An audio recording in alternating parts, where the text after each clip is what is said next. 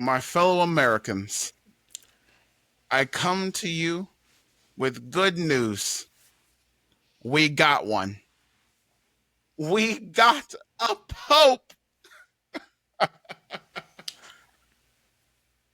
This is still scrolling.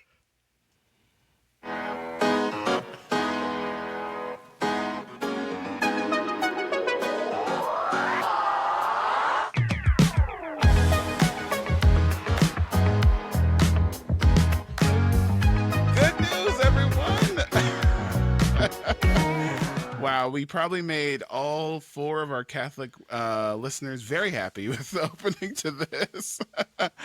But we have so many things to talk about, so many good news and bad news to talk about that we couldn't do it alone. Unfortunately, Steph got pulled into the multiverse. No, we used that last time. Derek, what happened to Steph last week? She was studying spiders in the Amazon. Right before her father died. So Perfect. So we couldn't do this with just two people. We had to call in the big guns, which is why we called Daniel Hargrove. Welcome to the show. Hi, how's it going? Thanks for having me. Super great to be here. There's big shoes to fill. I will not fill them, but I will attempt to be here. I don't know. Steph is probably like a size 6 in shoe size. I don't know. Okay, so yeah, the smallest out of all of us. So yeah, that makes smallest shoe size, probably. She's like weirdly short. Anyway, we're not talking about her height. We're talking about all the pop culture news. Daniel, for the people that don't know you, tell the world about yourself a little bit. Hi, everyone. Well, I'm Daniel Hargrove, also known as Daniel the DM across most other corners of the internet. I'm known for talking about TTRPGs like Dungeons and Dragons, but also talking about nerdy things like movies and TV shows and comic books as well. And sometimes doing an impression of Mads Mikkelsen, which is a whole thing. Oh my gosh, can we hear it? Can the listeners? You can't tease that and not do it. Okay, so there's a thing in impressions we like to call it anchor, right? The thing that the catchphrase that kind of tethers you to an impression. So when you think about Mads Mikkelsen, he's saying something like, "Well, you see, in actuality, there are many ways that we could work together on this. You see that there's not much of a difference between life and death, and we see ourselves often trying to play God." You know, just some mad ramblings. What the fuck? Do not ask me how that somehow became a thing that I am known for on the internet, but I am, and I'm super happy to be here. Yeah, we got any other impressions, bro? Oh, that was not the one I was going for. Because you thought he was doing his brother. I thought he was doing Hannibal. Yeah, it's more specifically his Mads Mikkelsen's Hannibal. Yeah. Okay. So there's so many layers to a Mads Mikkelsen. Yeah. It's way too many layers. Jesus. That'll be a whole topic. Hey, yo. Wasn't he, what was he in, not Voldemort. He was in something else. I'm forgetting. Yeah, he's in Fantastic Beasts. Yes, he was Grindelwald. Oh my gosh. After the recast. What? It was too good of a recast. It made me want to should I watch Harry Potter now? I was like, wait, no, I can't do it. But speaking of things we can't do, we have a lot of things we have to talk about.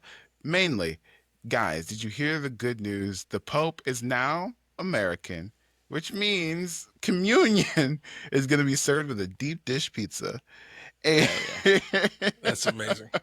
And instead of communion wine, it's going to be a shot of Malort. Daniel, are you Catholic and do you care about the Pope? Listen, let me tell you. My experience with Catholicism only comes in one service that I had to attend with my friend in middle school. Now, I grew up Southern Baptist. I'm from the Carolinas, South Carolina to be exact, raised in North. Okay, so my experience is grandiose, if you will, in what happens at the pews. So when it comes to my first service, it was very interesting. The cultural differences between actually, I've never been to. We should probably have someone Catholic on the podcast to describe what was going on. I just saw Conclave. So. It was a lot of reading. There was a lot of reading that was happening in Latin, but hey, good on them. But when it comes to how does the Pope affect my life? I guess not directly, but the legacy of Pope Francis is a big deal, and so much of the social advocacy that he has done, and seemingly our current Pope will be continuing in some ways, although there's been a lot of discussion about how far he will go in his advocacy. But feelings about the Vatican, Catholicism, all those things aside, or religious institutions in general, regardless, this is a public figure who has a ton of weight across the entire globe. So it is a really big deal, no matter how you feel about it.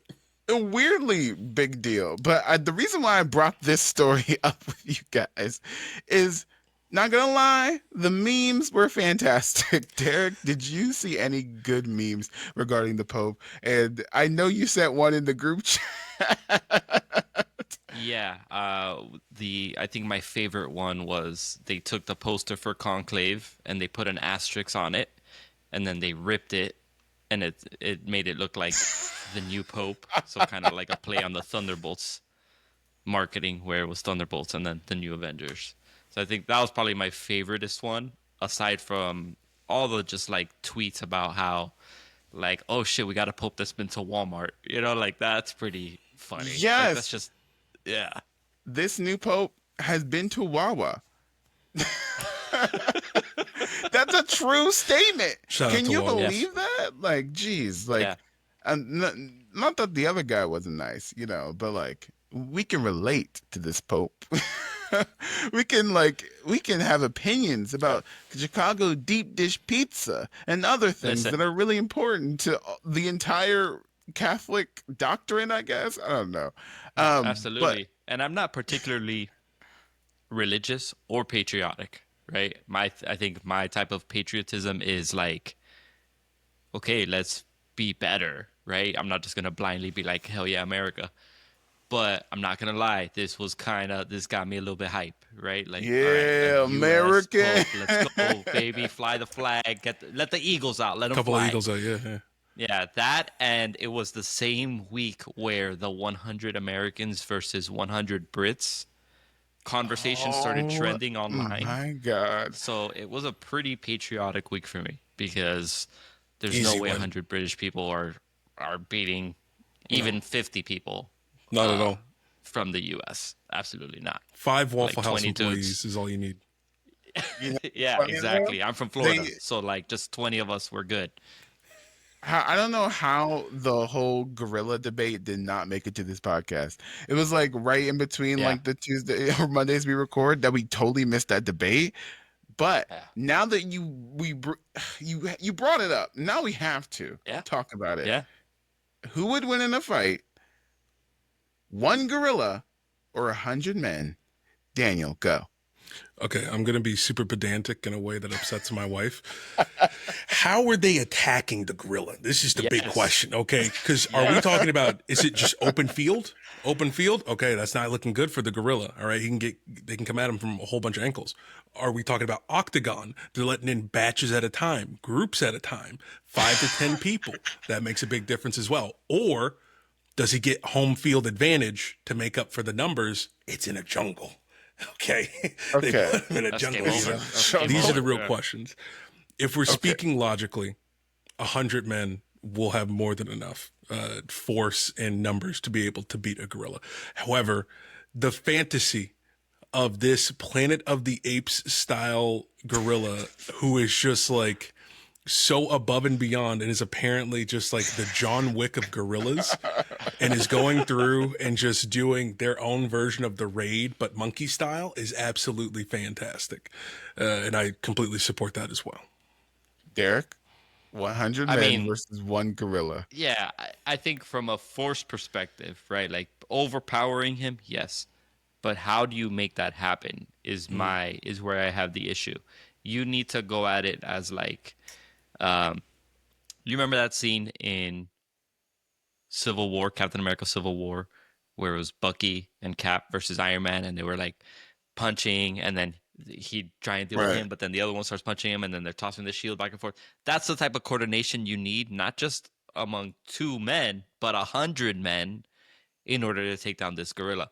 and that's not feasible, right? Like two dudes can't agree on shit nowadays, right? Just for the sake of like, I'm not gonna agree with you, fuck you.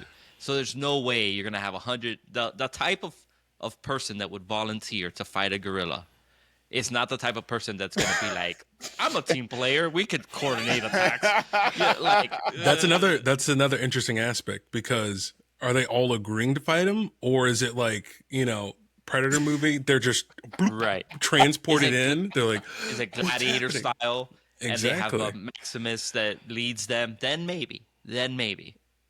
But Okay. I These think are the 9 real times out of questions. 10, gorilla takes care of that for sure. Maybe Are not you- as easy as you would. So you're on the initially gorilla think. side. You're on your team gorilla, Derek. That sounds weird the way you say that. Your team gorilla. You said it, not me. I don't want to agree to that though. No, that's Why not? what you said. Are you anti-gorilla? Go ahead and state your case right now. No, go ahead. Yeah, All I the think they should gorilla all be advocacy exterminated. groups are going to be after you. Yeah. No, wait, no. No, I'm team. 100 men would need to be the best of us from a combat perspective, from a hand-to-hand combat perspective. That is what we would need. Are you serious? Okay, guys, I think I'm have to be the tiebreaker. Guys, 100 people. I think we are very underestimating how many. That's 2 football teams worth of people. Not just people playing, just entire rosters of people against one gorilla. You really think that we're gonna have trouble with that? Come on, Derek. Come on. Yeah, Are they bro. are they built? Are they built like a football team? That's the real question. You know? They don't have to be. gorilla. They don't have to be. Like 100 people holding down one gorilla. How? What if 30 of them are children? Gorilla. Okay, 30 The children. size of children. What are you It's going to do? men. Okay. I'm not saying you have to be the strongest. I'm not saying you have to be the fastest. I'm saying you just have to outlast one gorilla and 100 people. Like Daniel, you play D&D, right? Yeah. Everyone knows that. Like, come on, it's Action a hard, economy. a natural, like the action economy of 100 things attacking this one thing. It's a wrap. But there's also, if we're talking D&D, there's 4th edition. All right, folks, get in the comments. Get out. But 4th edition, you're going to have your minion rules. There can be a bunch of enemies who are part of the same faction, but they have 1 HP. let's face it, guys. There's a lot of 1 HPers out there. Commoners have like 6. Are they commoners, Donald? Are they commoners or are they minions? 100 of them? Even every one of those men has an opportunity to hit a natural 20 and like take down the gorilla. You're saying with 100 chances you couldn't take down one gorilla? 100 chances. Let's just that use bad. America. Let's just use America, right, as our sample size. You're telling me you blindly pick at random. Yes. 100 specifically male identifying individuals, all right, of the age of 18 or older. Right. That's going to be a standing army, that individually some of them will have the willpower and the physical capabilities to take on a gorilla. All you need Right. is one hit. All you need. That's all you need. Come on. Look, I'm just gonna say I appreciate your optimism. Oh my God. I appreciate the positivity you bring to this podcast, Justin. I agree with you, Justin. I do. It's Listen, just, I'm not the one going to it's be rough. fighting the gorilla. That's on y'all. You got it. That's for you. sure. The I think first that's 20 what are we can agree sacrifices. on. I'm not being sacrificed. No, the first 20 got to go. The first thing you do is you get everyone's Yeah. around in a huddle, and you go like, "All right, guys, like who listens might to as Andrew well wear Tate?" the red And they go shirts. like, "Oh, I do." Like, yeah, okay, and then you start to push them forward. You know what? Andrew Tate needs to settle this. He's too cocky. That Let is the him ultimate try test for his masculinity. Andrew I think that's the way to Tate, do what is it? Myron Gaines. Yeah, we just get the whole Oh, manosphere. the fresh Any- and fit dudes. Any yeah, all of them. manosphere self-identifying folks, they go, Yeah, like, yeah, go try. test out your manhood, brother. And, Show us you how know, to do it. We need you. We need you. exactly. We need you. I'm Gosh. such a beta. Help me. Anyways, Jesus, man, what is this? We Is this where you wanted this to go? The new pope seems cool. Yeah, And but that's why we need the Pope's help. is what I'm trying to say. to Let bring the it all Pope together. fight the gorilla. Anyways, let's move on to the next story. Daniel, welcome to the show. You know, you've listened to the show before. What story made you stop scrolling this week? I'm so glad you asked, because there's a very big bit of gaming news.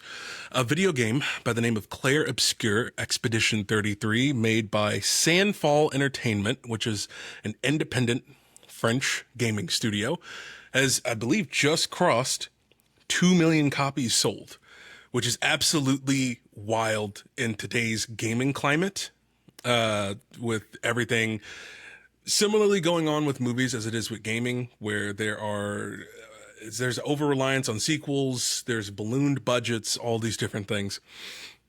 But for them to have sold 2 million copies with a dev team that's around 30, obviously that's not including contractors, is an incredible achievement. However, a couple caveats to keep in mind to make themselves more competitive in the market was that they did not sell the game at $60, $70, $80 like a lot of games are now being sold at. They sold it at $50, even though this is a game with well over 100 hours worth of content. And it's a part of Game Pass, which is Xbox's subscription service. So you pay a certain amount a month, and then you get a certain amount of games inside of a massive catalog that you can play. And that includes big releases that come out day one, including Xbox's first-party games, meaning ones that they develop directly, like your Halos, your Gears of War, etc., etc. But I think what made me stop is it is an incredible achievement, but it reminded me a lot of Sinners in most recently happening, where you have something that is made by a small, smaller-ish group of people. It's smaller, it's personal, it's an anomaly in its performance in the grander scheme of how those current industries are working, but they are still trying to succeed in an industry that is not set up for success right now for smaller non-franchise ideas. Interesting. I'm so glad that you've brought a video game story because very rarely do we actually talk about video games on this show. Oh. We're not get. Here's the thing. I'm not a hardcore gamer. I just played Baldur's Gate last year, guys. I'm a little late to the game. Yeah, I am a very much hardcore gamer. Like you just brought up Baldur's Gate 3. I have over 1,000 hours in that game. Like 1,000? 1,000. 1,000? What are you I doing do be in Baldur's gaming. Gate 3 for 1,000 hours? We be gaming, dog. I don't know what to tell you. We be gaming. Derek, are you a gamer and are you going to be playing this new game that's coming out? I'm a casual. I'm not gonna sit A there filthy and casual. I'm a grown man. Okay, what do you mean? I sit in front of my TV and I just fantasize about video Interesting. games. No, I'm just a casual gamer. I don't really get into it, mostly out of just like I'm too busy for it, right? Like I will hyperfixate on something and then pick it up again in like 3 months, right? Marvel Rivals is like my go-to, Fortnite, that kind of stuff where there isn't like a larger story. As much as I would like that, right? As much as I would love to be able to play through the Spider-Man games or The Last of Us or even something like Baldur's Gate, like I can't dedicate the time, so I'd rather not start it because I know I won't be able to complete it. Interesting. Okay. So this is setting up an interesting like view of what's going on because Daniel is really excited, like, oh my gosh, this is going to get more people in. But it seems like Derek is not convinced. Well, I yeah, will never join. My I don't question think it's for Daniel is, good. do you think this move is going to get more people into gaming, or do you think it's not enough to get people? I think that things like Xbox Game Pass are just like any other streaming service that you'd find for like movies and stuff like that. Like the same exact passion that you would have for film, Derek, right? Is exactly the same thing I'd have for film, but also with video games as well. And like, what it's like when you see a successful film and you're like, people don't make things like that. Like, guys, people don't make things like that. Like, you really need to go see this. Like, it is so difficult to make this succeed in this space, in this landscape. And then you just see the encroaching, like, doom that is like the streaming model that's happening over. I think that Xbox Game Pass is going to be successful in continuously getting more people on board. But I think that's also part of the problem, because this game still, even though it sold 2 million copies, still had to be sold at $50 to get people's attention on top of that. And then it still had to be a 90 something on Metacritic, right? Because people can't afford to go out of their way, just like not everyone can afford to spend X amount of money to go buy a movie ticket. Some people can't afford X amount of money to spend on a video game when they can just continue to pay for their streaming service.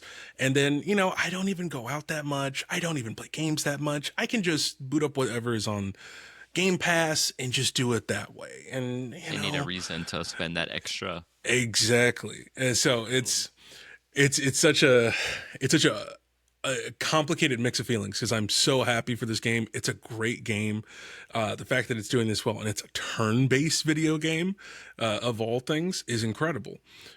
However, it's frustrating seeing how companies have to capitulate to the market in order to survive, and it's just not sustainable.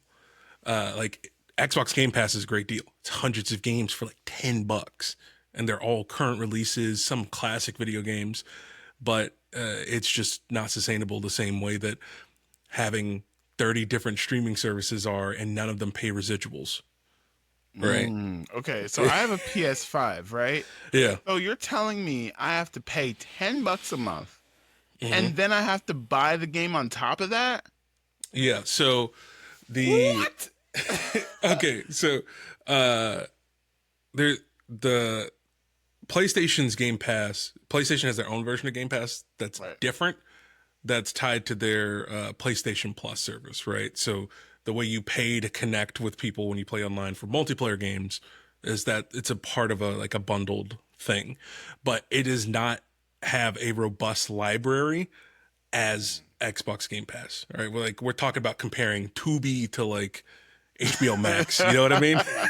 Like, hey, there's some gems on there, but the vastness of the libraries available are not the same thing. So that's kind of the situation with that.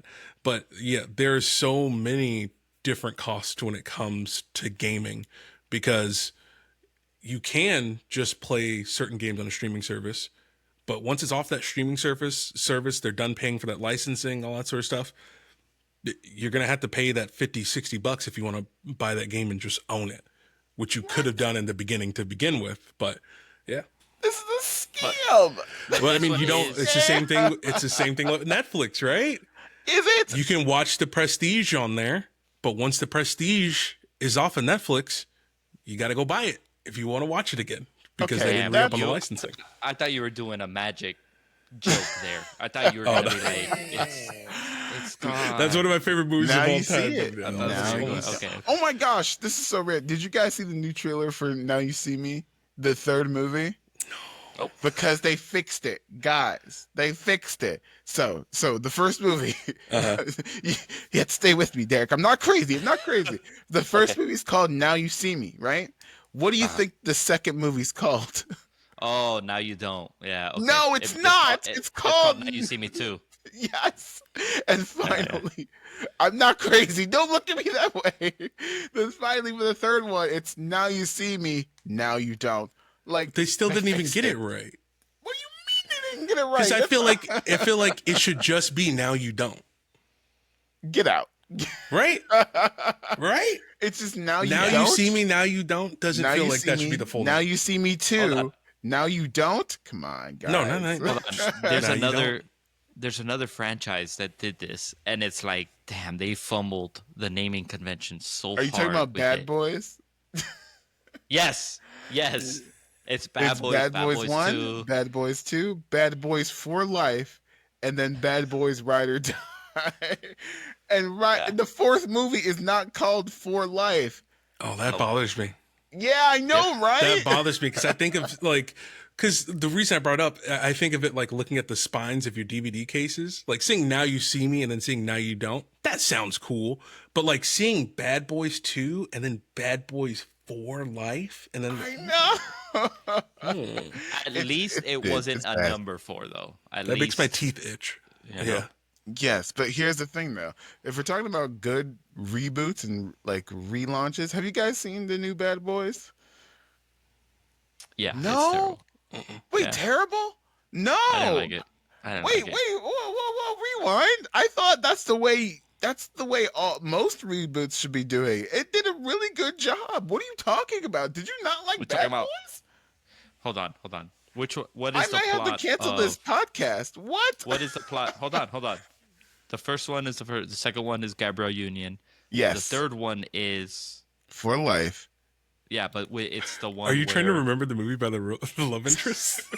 No, the third movie For the plot, Life The plot. Sorry. is the one where they like Martin Lawrence is like starting to retire, and Will Smith is like, no, we had to do this one last job, Bad Boys for Life. And Martin Oh, Lawrence he's says, getting no, married. I can't do it. And then they shoot Martin. I'm spoiling all of Bad Boys for Life. And then Martin Lawrence no. gets shot by Will Smith's secret son that he Oh, had yes. in between the movies 2 and 3. So you're like, Yes. oh shit, you know? Yeah. It's- Okay, that one. That's the one I've seen. I have not seen the reboot. My bad. and then the fourth one, the son becomes a bad boy. Right. Yeah. I know. And Everyone and go that's the watch one that they're Bad Boys. saying. That's the one that they're saying Reggie like stole the show. Like he's Yes, really funny and all that. Reggie Yeah. actually is cool, man. Yeah. Justice They for actually gave him Reggie. something to do. Yes, so go Okay. watch Bad Boys. It's great. I have to see the reboot, and then I'll get back to you. The third Go one is the buy one I it. didn't like. Don't stream it. No, the third one's good. You know what? We're not talking about Bad Boys anymore. Speaking of bad things, the reason why we brought Daniel on this podcast. No, you are not the bad thing in question. Well, what did I do? It was just an intervention. Because we did a whole SBU, that special viewers unit, on Daredevil, Born Again, the entire series. And your video made me stop scrolling. So for the people that did not watch your video about Daredevil Born Again, what are your thoughts on the show and I guess the MCU in general? Heck yeah. Let me preface this by saying I actually love the show. And when I critique or analyze things, that is not me condemning or saying I hate something, because that's how the internet works. The moment you say, like, let me analyze this real quick, they go, oh, so that means you hate it, right? Daredevil Born Again is... Why do you just have gospel music queued up? Sorry, no, preaching, I meant to click another sound cue. Sorry, behind the scenes of the podcast moment. Murdoch's Catholic, okay? That's No, not the right type of church no. music. Here's the thing. So if you're looking at Riverside, and like you play. So I had one queued up, right, and then automatically it plays the next one when I wanted something else. You know what? Never mind. Anyways, Daniel, sorry for interrupting you. Go ahead. With all of that being said, the video in question was one where I said that despite a lot of the progressive takes that the show has, I still view Daredevil Born Again under the guise of propaganda. Now, you hear that and it comes off strong, because then you start thinking, what? Daredevil is not Law and Order. It's not NCIS. It's not all these other shows that are blatantly like, ooh, rah, rah, isn't it great to have a gun and a badge? I view it in a more complex way, where there are certain elements and talking points within the show that somewhat reinforce talking points that we see currently happening when it comes to discussing policing in America and also the criminal justice system. But to preface that even more, this was a cumulative conversation, believe it or not, where I said, I don't know how they're going to handle the X-Men when they come to the MCU. Because the MCU politically, it's in a weird spot, I think, is the best consensus that we could all say, where they want all the espionage, the emotion, the all the tantalizing bits that come with handling political conversation and political intrigue, but none of the messiness of the nuance that comes with the conversation. And with how radical the X-Men are in the comic books, both in their ideology and their interpretation, especially in the last decade, I was like, I don't know if they're going to do that when it comes to the MCU. They might just make it, just, hey, we're just here to fight the bad mutants and fight aliens, and that's it. However, the comment I got to that video in reply was saying, but have you watched Daredevil Born Again yet? ... And so I was like, well, let me watch that first and then see if that changes my thoughts overall. And I gotta say, I think this show is really great, and it's handling really important discussions about policing in America, about the criminal justice system. It's just, I had a few personal critiques where I was like, I still think it kind of pushes a pro-cop agenda in certain places, but overall it's still a great piece of media. Interesting. It's very interesting that you said that because I disagree. I made a whole video reply about it, but I want to hear Derek's thoughts about Daredevil Born Again and possibly the introduction of the X-Men into the MCU. Derek, what do you think? Oh man, I haven't seen your video, right? But I could kind of see what you mean. I could kind of see how it is still very much like believe in the system and give it the chance to work the right way. And I think part of that feeds off of like this insanely corrupt villain and his task force and a group of people that have come together to be fascists, right? Like, but real life corruption doesn't always look like that. Real life systemic injustice doesn't always look like that, right? It's systemic. It's literally built into the system. It's not that these guys went off and did their own thing and they're bad guys. It's that literally this is the way it works.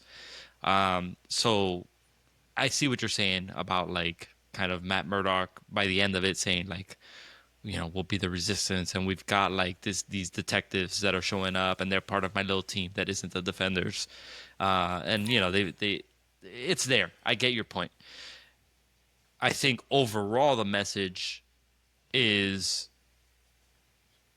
fascism or just military martial law. All these things are bad. So it's not like the same type of propaganda that you typically see. So I get why people wouldn't get it. As that relates to how the X-Men are going to come in, I think the issue isn't so much that they're trying to stay away from politics.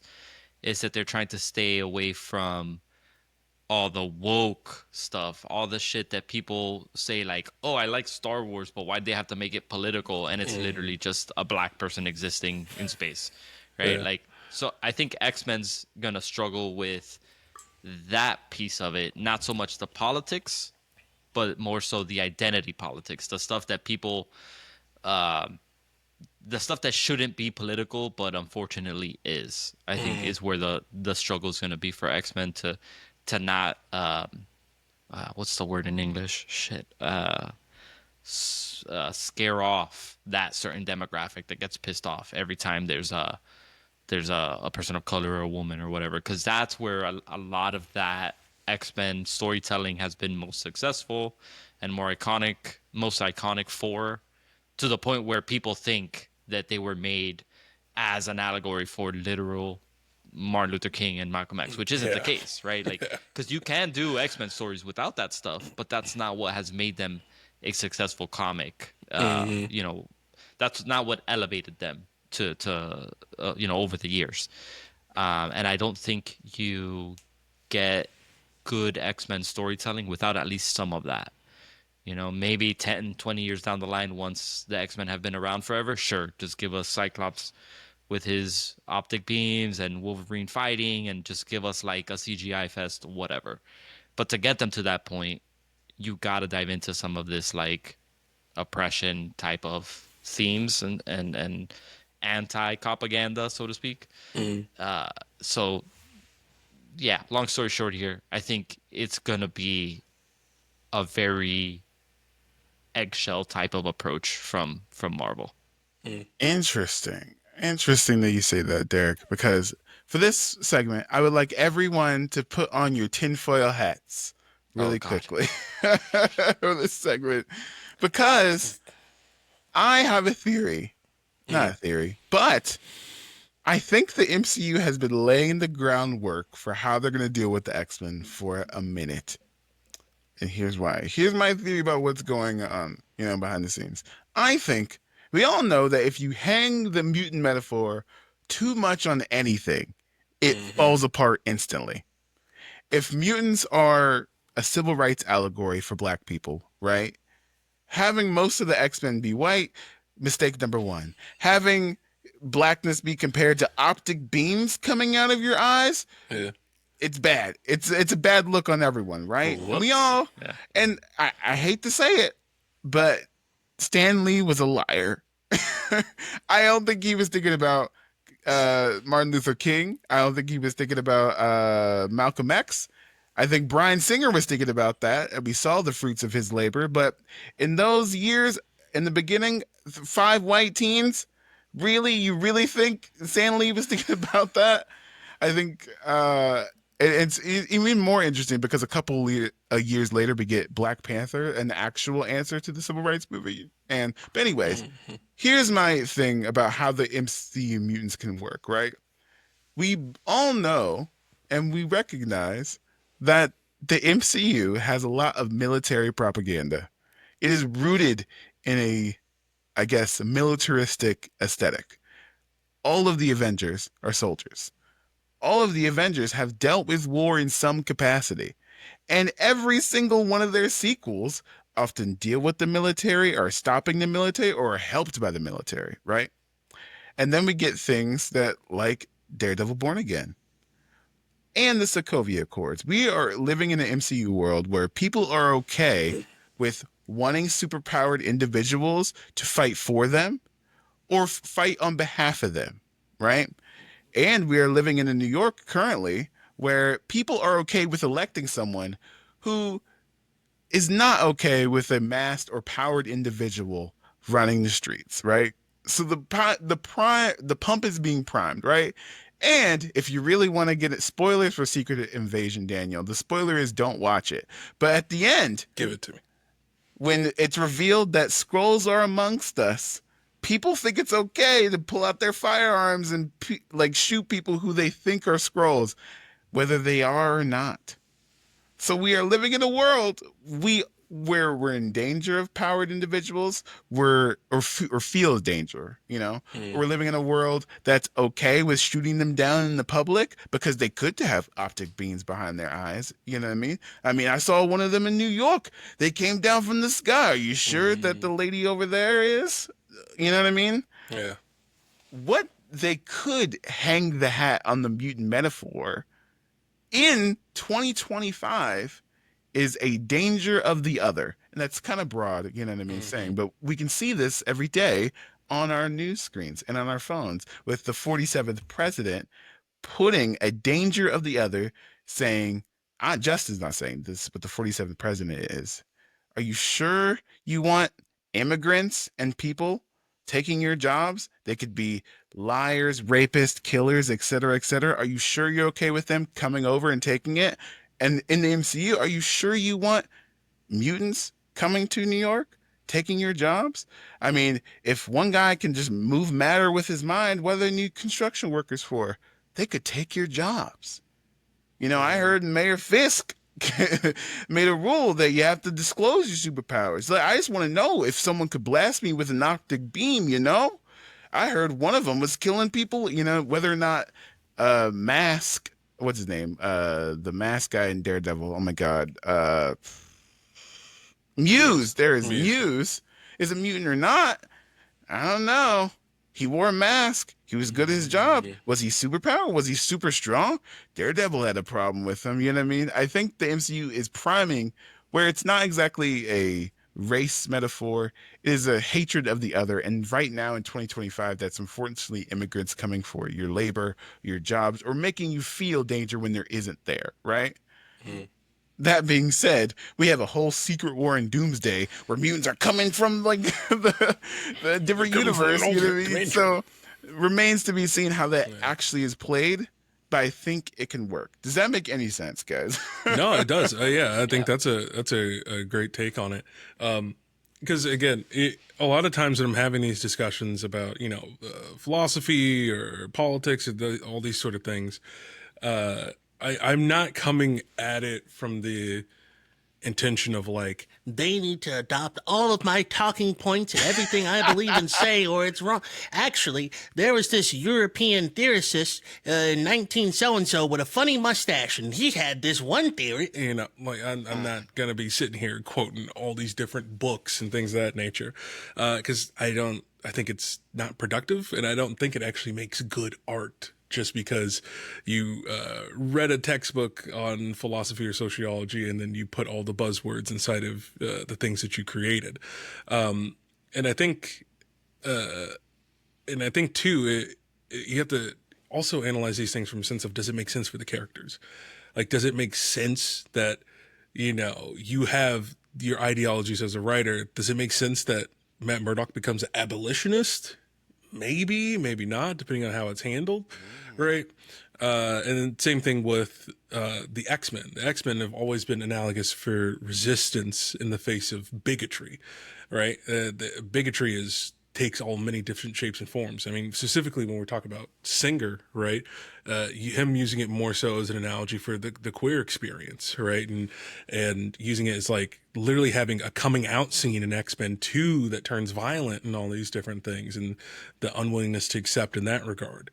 And yeah, and I think where it came into that discussion that I was having online when it came to the X-Men was more so thinking about Cyclops in particular, because he is such a rich and interesting character in the directions that he has taken in the comic books lately, especially if we're going from Krakoa and Phoenix Force and all these different things, where he has become a more militant individual who no longer is under the tutelage and leadership of Professor X, and has adopted more so of what we've seen closer to like X-Men, was it 80s, 90, 97? 97. X-Men 97, yeah. Where he's more so like Magneto in that show is where Cyclops is in the comic books. And I'm like, I don't know if we'll see that version of Cyclops make its way on there without them pulling a flag smasher, if you will, from Falcon and the Winter Soldier, where they're like, he's right, but we got to undermine his politics by making him do something that's completely against his code of ethics. But regardless, here's a question: was think there's Xavier wrong, or did time just pass? So you know what I'm saying? So it depends on how Xavier is presented. In the Singer verse, I mean, he's not that bad of a guy. He keeps a couple of secrets here and there, but he's not that bad of a guy. He just really believes that mutants can integrate into society if we just show them that we're good people. We can fight the bad mutants, and we could, just save the day, and the laws will eventually catch up, right? Comic book, Charles. He's a dick. Yeah. Like, he is a horrible human being that has done horrible stuff. And he does play into that idea of respectability politics of like, guys, I'm telling you, we just beat up those bad muties. All right. They're gonna pass the laws, and then they're really gonna be on our side. So he's a much more dubious individual in the comic books. So it lends less into him being like, oh, he's like this like neoliberal allegory. It's like more so, yes, in the Singer films, but in the comic books, Charles is just a dick. Yeah. He's a bad leader. I mean, yeah, but you felt bad when Wanda snapped his neck. You know what I mean? Like, you felt... Wait, no. Did you see Multiverse of Madness? Okay, so here's the thing. Oh, fuck. Even though I haven't been caught up with the MCU, every single thing about it has been spoiled for me because of the internet.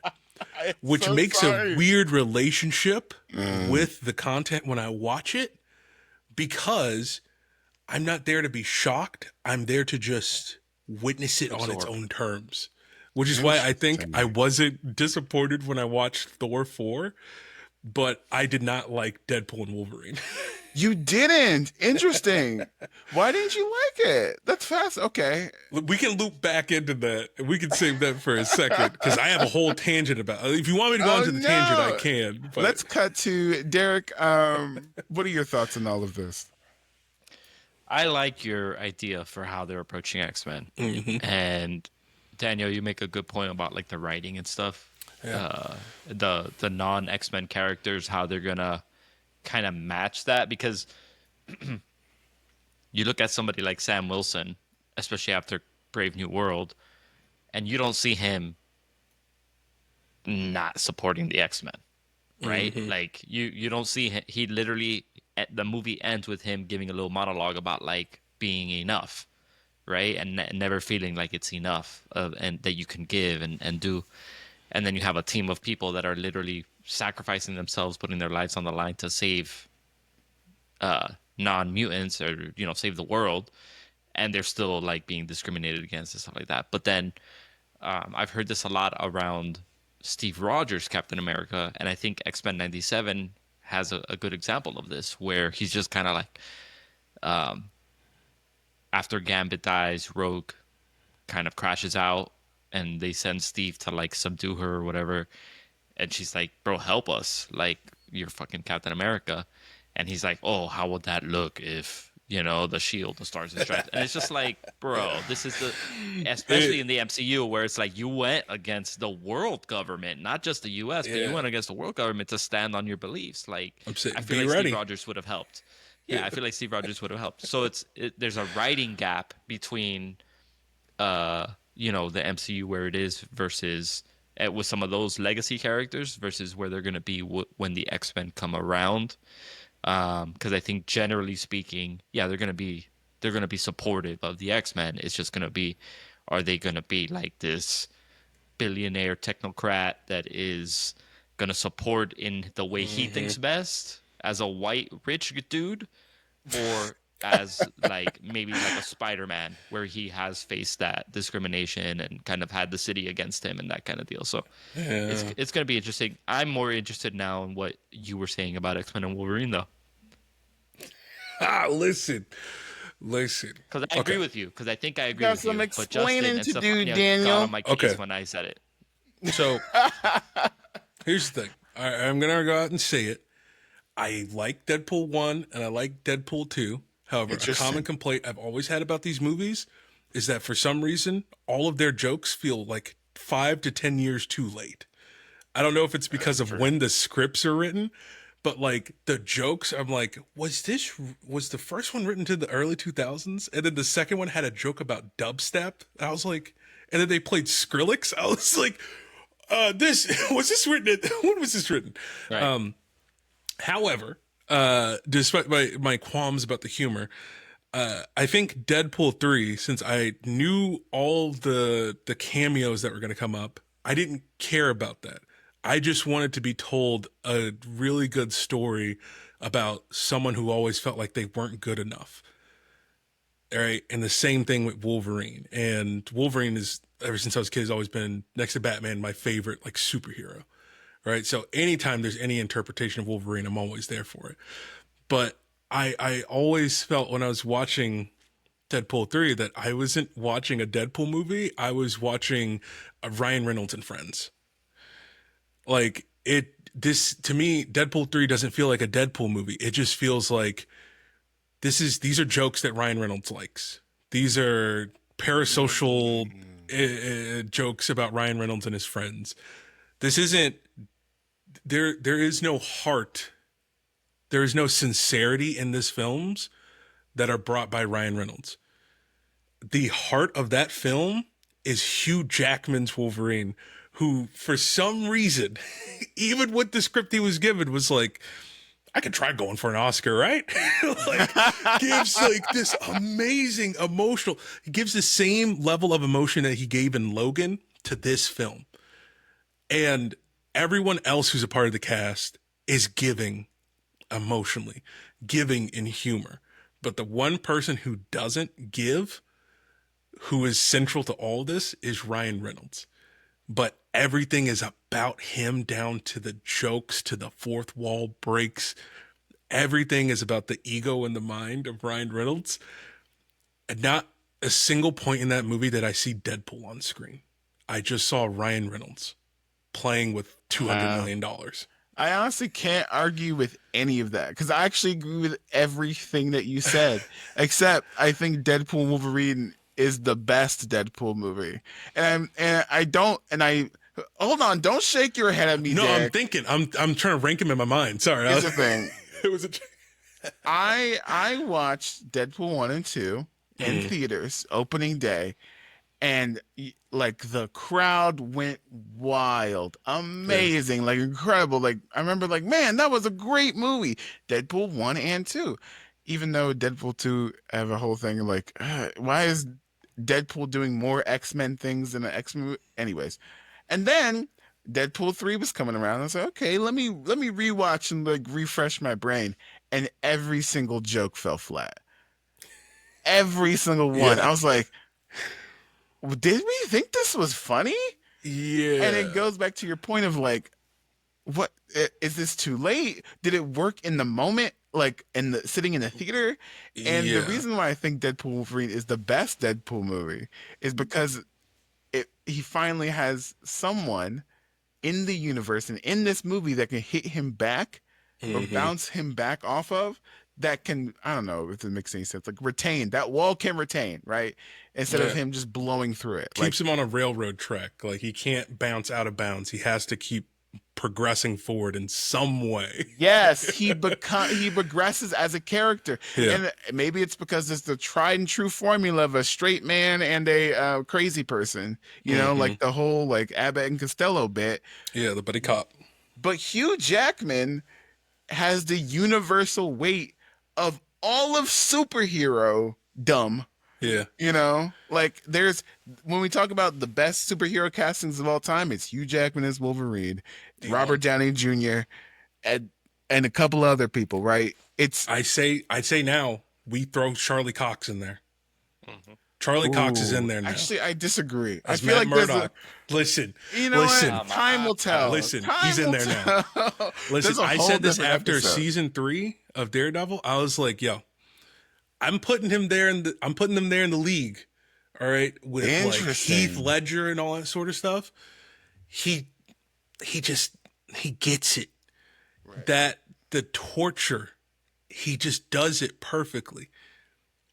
The I beat you moment, the him giving up, trying to unalive himself, and let me stop. I disagree. I disagree. I'm sorry. I'm a D1 Charlie Cox fan. Okay, Oh my I will ride or die on his performance and how amazing it is. Here's the thing, though. Like Hugh Jackman has that weight, and no one's arguing about Hugh Jackman Wolverine. Oh, you know what I mean?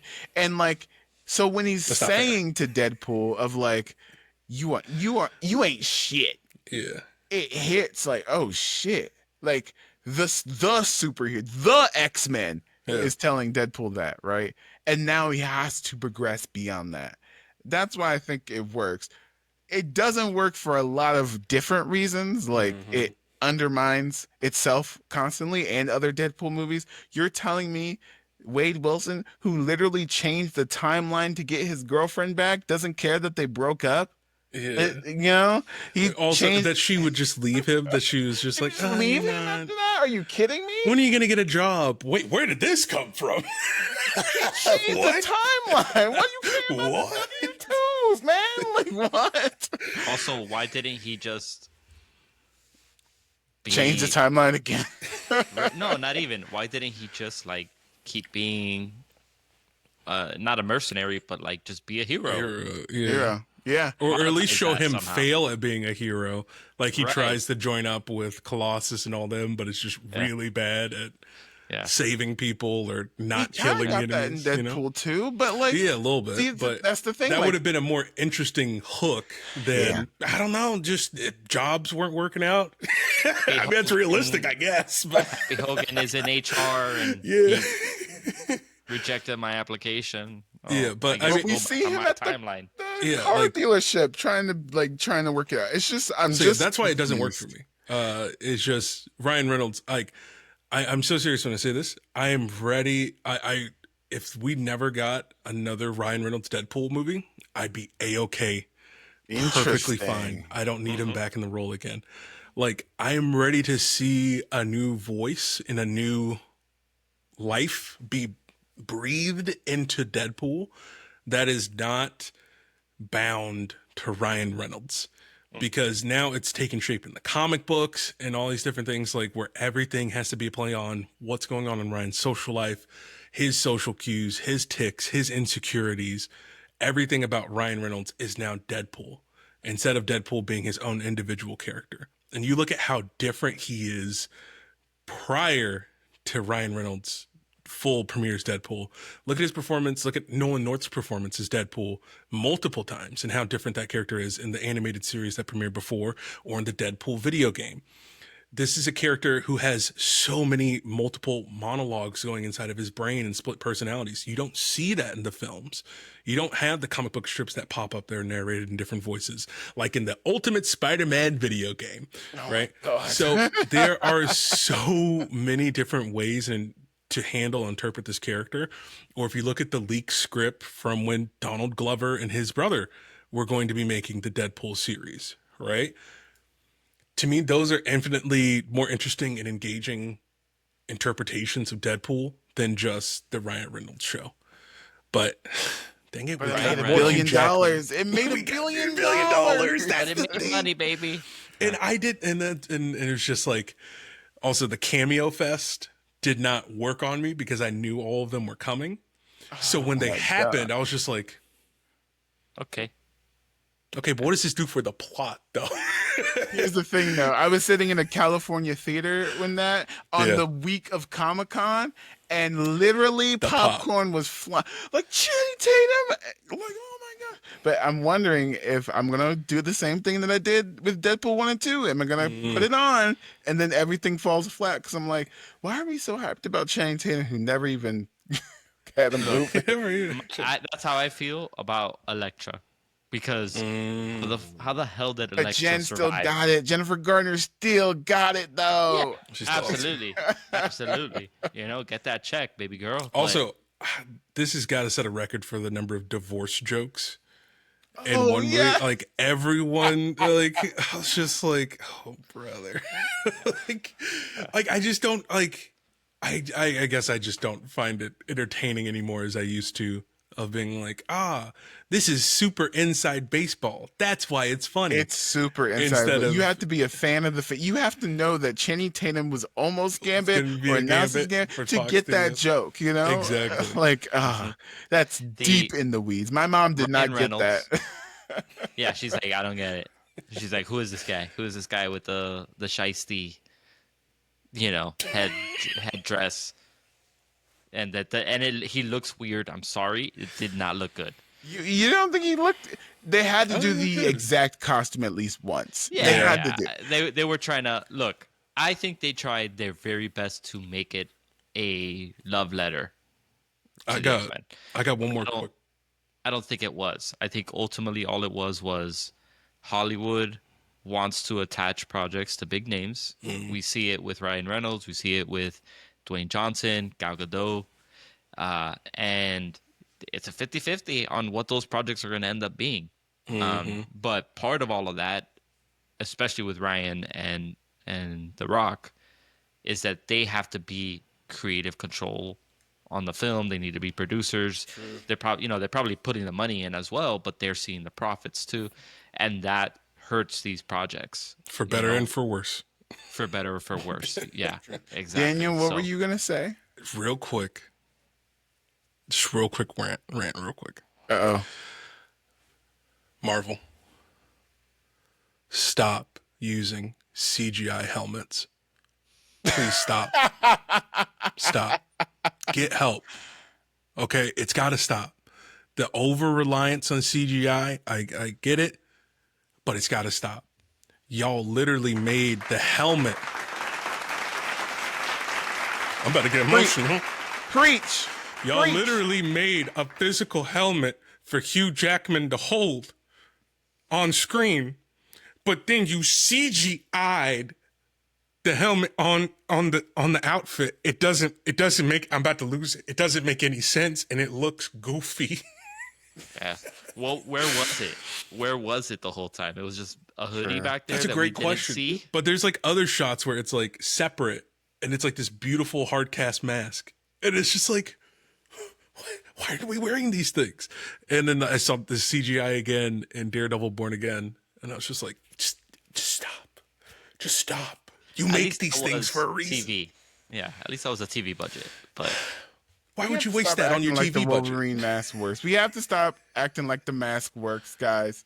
The Yeah. Wolverine doesn't it doesn't work in live action. It doesn't. right. I think- we saw it once. Now throw it away. And there's no purpose for it. There's no purpose for it. No. Why? Like I Why? like the way the white eyes are handled in the Dark Knight, to where Batman activates them. They come down as a lens, and then they give him a different like detective vision. If you could make it practically work, then the white eyes could make sense. But otherwise, no. There's It at least the white does eyes got to go. Not work. It doesn't. Don't gaslight our audience like this. No, I it was- can work. Don't listen to Justin. It's all right. Speaking of our audience, we're gonna fit. I think we have time for one or two Am I the Assholes, and we're gonna send Daniel on our way. Daniel, have you heard of this segment before? I have. Okay. Some of those have been quite a doozy. All right, so I want to read you guys a Am I the Asshole, and you're gonna determine if they are an asshole. Guys, are you ready? Mm-hmm. Am I the asshole for blowing up at my sister for naming her daughter after a fungal infection? Daniel? Yes. You think it's a yes? Okay. Derek says yes. Derek, Daniel, what do you think? My knee-jerk reaction is yes. What was the name? I really want to know what the name is. Was Yeah, it something I guess pretty it though? depends. It was like, oh, it's Fayola Malaja. Like, oh, it's got this see. like flowery name. Yeah. But it feels like yes. All right. So my 20 male and sister, 27 female, and her husband had been struggling a lot with baby names. She was determined to find the single perfect name, even by the time of her baby shower, nearly 5 weeks before the due date. She didn't seem any closer on to picking something out she didn't seem any closer to picking something out than she was at the start of her pregnancy.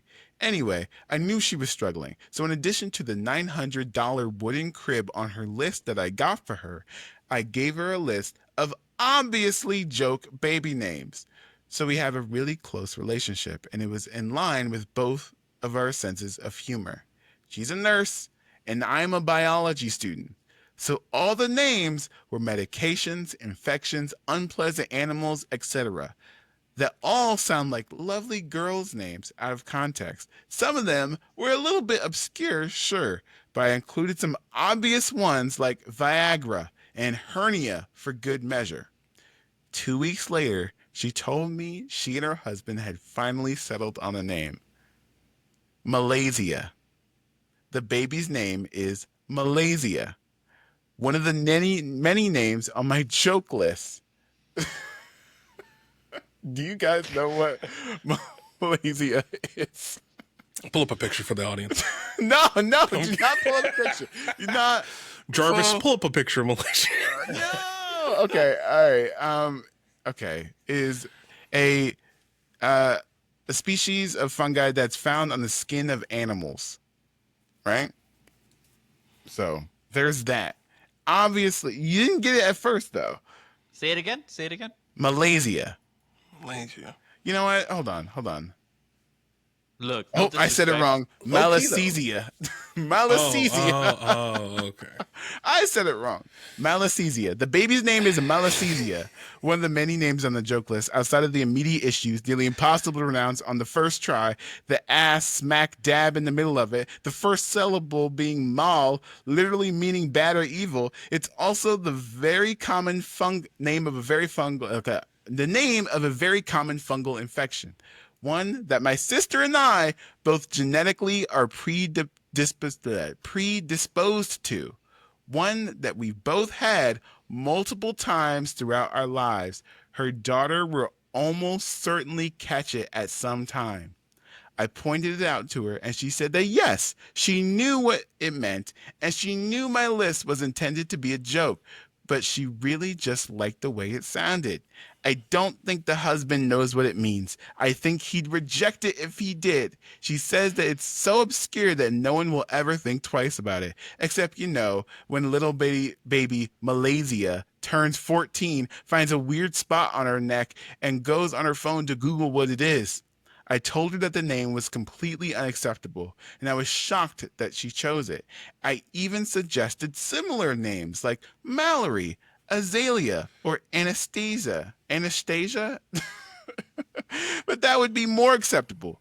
But she wouldn't hear it. She said that since I'm not one of the parents, I have no business telling her what she can and cannot name her child, and that I'm stepping way out of line. I think it's pregnancy hormones, and she'll regret the decision very soon after her daughter is born. Am I the asshole? Okay, let's break it down like a fraction, all right? At the end, you did give the name, all right? Let's just put that out there. You did give the name, all right? I'm not trying to point fingers. I'm not trying to blame, all right? But you did give the name. However, that being said, it's funny how the parent, the sister's like, you don't get to decide my child's name, but also I will take that suggestion, though. So it is her fault that the child is named that. That is prime bullying material. That is an unfortunate choice. She is going to get literally ass is in her name. She's going to get called ass. The child will be called ass. We know how children work. Oh, bad ass bad. It's mal ass. Oh God. It's Cook. giving. It Cook. reminds me of the lady that just went on Piers Morgan the other day, and he was like, "Oh, so you're racist?" And she's like, "Yeah, unashamed." Like she did it basically to like not be wrong, so she just doubled down on like the Yeah, that is the my child's claim. name. Yeah, that is my child's name. It is So she just Malamation. refuses to like concede to her sister that she made a bad choice here. So instead of just being like owning that, she's doubling down and saying, "Respect my boundaries." She's gaslighting I her think sibling. I think this is a prank. I think this is definitely a prank. If she's had the disease, there's no way she's actually naming her Especially daughter. them having be. a history with it. Yes, You have I to think know what it she's means. pranking her right back. That's my best guess about what's going on. I think not the asshole. You just got, my friend. I'm so sorry. I don't. I just believe realized it. I said yes in the beginning, Yes, but I was not thinking about the poster. I was thinking about the sister. The sister is the asshole. Yeah, so yeah, then Ah. it's flip. You're not the asshole, but if your Sister's the sister's being serious, she's the asshole. However, asshole? if she's pranking, she's also an asshole, but like funny. But a good asshole. good asshole. a good asshole. That's Different an podcast. option? Hey, No yo. assholes here. No assholes here. Gosh. You know what? This is what happens when Stefani's not on. We have to stop. We have to stop, guys. Okay, one more and then we are out of here. Am I the asshole for blocking my son's girlfriend on Instagram and refusing to apologize? Probably not. I would say probably not. Like, her son doesn't get to tell her who she blocks and doesn't block. Okay. I'm gonna need to hear more evidence, Your Honor. Something No, you smells have to make a rotten. snap judgment based on Something the title. smells rotten in the state of Denmark. I'm gonna say yes. Okay. Hi. I, 49 female, and my husband, 53 male, have a son, 18 male, who's been dating his girlfriend, 17 female, for 11 months. He was diagnosed with ADHD and on the spectrum, ASD. This is his first relationship. There have already been several problems in their past. Last summer, during his 18th birthday party, he spent more than half the party locked in the bathroom with her while she cried that his friends didn't care about her. Nobody loves her, and the whole party ended up revolving around her. A few weeks later, he was supposed to spend a few days with his best childhood friend who moved away. She came with us to drop him off, but ended up crying in the garden, saying she couldn't be without him for 3 days. He left with us instead of staying. In September, He went to that same friend's 18th birthday party. She didn't go this time. We had a good time. We returned at 4 a.m., so I let him sleep. At 9 a.m., she called me asking if he was on his way to see her. I didn't know that he was supposed to. I said he was still resting as we returned very late. I went to see him and he called her back and she told him to get his ass right here or there'll be hell to pay. I got upset and told her he wasn't in any shape to drive. He left anyway, saying he was a piece of shit to upset her, then called later saying they had a big fight and he was thinking about breaking up. We texted back and forth and I tried to tell him she wasn't treating him with respect. He finally stayed with her, but she read our messages and said she wouldn't speak to me unless I apologized for saying that. I gave in to avoid more drama. Another time, they picked me up after a work trip. I was sick and exhausted, and apparently I ignored her. It wasn't intentional. I was just out of it. She caused another scene, and I again apologized and explained we were dealing with a lot. Health, finances, etc. She got more upset and said I was minimizing her feelings.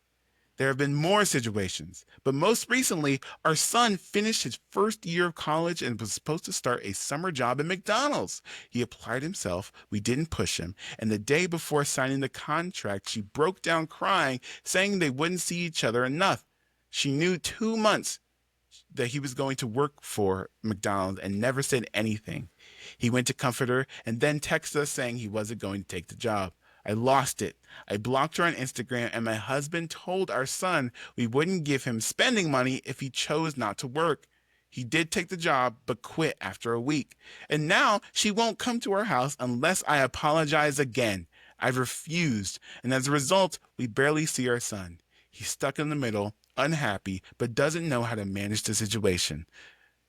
So, am I the asshole? I'm more concerned about the son, and I have a question, and I need y'all to listen and not judge. Is she fine? Oh my God, Derek! Jail.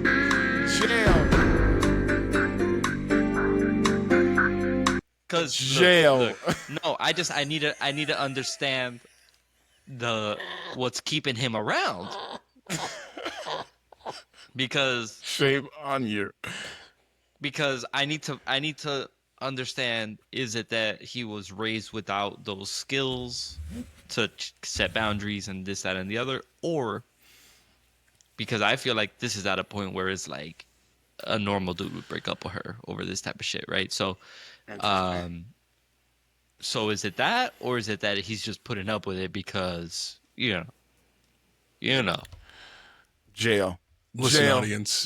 Daniel. No matter how good someone looks, you break up never with him. let them overstep your boundaries. Okay, never let them be manipulative, controlling, try to separate you from your family, try to control the time that you spend with them, be controlling of your time. All right, set those healthy boundaries.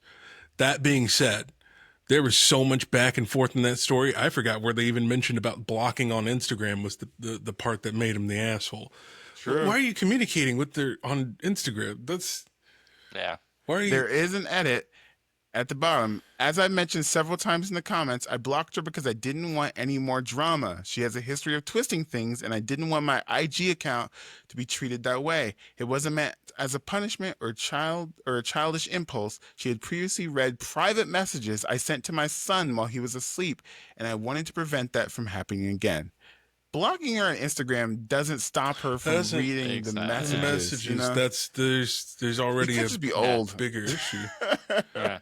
But also, he knows how to make a Reddit account and ask for help True. on Reddit. You know, That is true. Yeah, there is, especially with like our generation, where some kids just go no contact with their parents, right? So I could see this being that maybe she's leaving something out here, right? Maybe I'm not saying that the girlfriend is great either, but it's not an endorsement of her. But maybe there's kind of like a second side to this where it's kind of like, well, mom, like what else aren't you telling us here, right? Because I think there's a lot of there's responsibility to be had by the son and the girlfriend in this situation. At the same time, they're kids. They're literally kids who, and as this is a course of a story that goes from 17 to first year of college and all that sort of stuff. So at the end of the day, it still is your responsibility as the parent to step in and say, hey, your partner is acting in very clearly violating behavior. They're going through your private messages. They're overstepping their boundaries. I don't feel comfortable, like to the point where I don't even want to communicate with your partner. I don't feel safe communicating with you properly because I feel like I can't have a conversation with you without her knowing or having input. I feel like that's when you got to put on the big parent britches and kind of step up and start setting some boundaries within She your handled own it fine. domain. But he's 18 though. Is he still at home? Did they I'm clarify assuming that? he's still home, based on the information that was provided. I mean, He but is he's in on the college. He's a grown spectrum. man. Yeah, he's in college, so To a degree, but I feel like Oh, he's on the spectrum too, though. he's on the spectrum. Yeah. so that's why I'm like there has to be a point where you try to do a little bit extra with helping step in and say point out. I'm not saying like you got to go up there and be like It's time for you to end this relationship today. but try to have a sit down conversation about like, hey, what's happening is unhealthy, Yeah. you know. But Yeah. blocking them on Instagram doesn't make you the asshole. You're an asshole for not maybe approaching it the right way and saying like, look, if she truly wants to be with you, this, that, and the other, she will understand you setting these boundaries and she'll work with you and she'll compromise. And if she doesn't, then that's not the person for you, right? Maybe that conversation didn't happen and it just became, maybe the conversation is just like, your girlfriend's being a bitch, you know, something like that. And I don't know. Like, Interesting. I have lore. some We need advice. more lore. We need more lore. I think is my Especially if it's your decision here. first relationship too. True. I'm you know, and you're just like, well, this is just what happens in a relationship, you know. It's my first one. It's my first one in high school.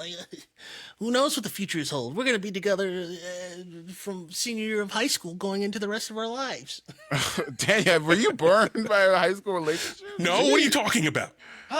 Here's what you guys need to do. Here's my advice. This works on my friends all the time. It works on teens too. Yeah.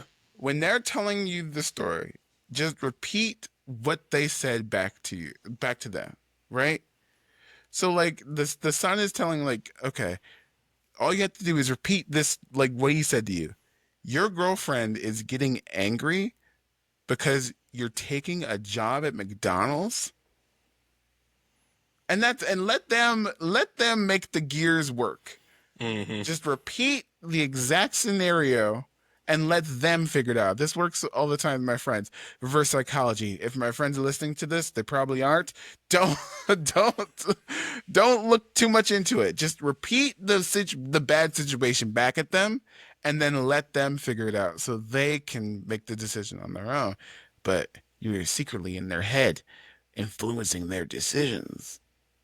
Mm-hmm. It works every time. Yeah, you gotta make them think critically. That's the best way to put it. Exactly. Make them think critically about the situation that they are currently in.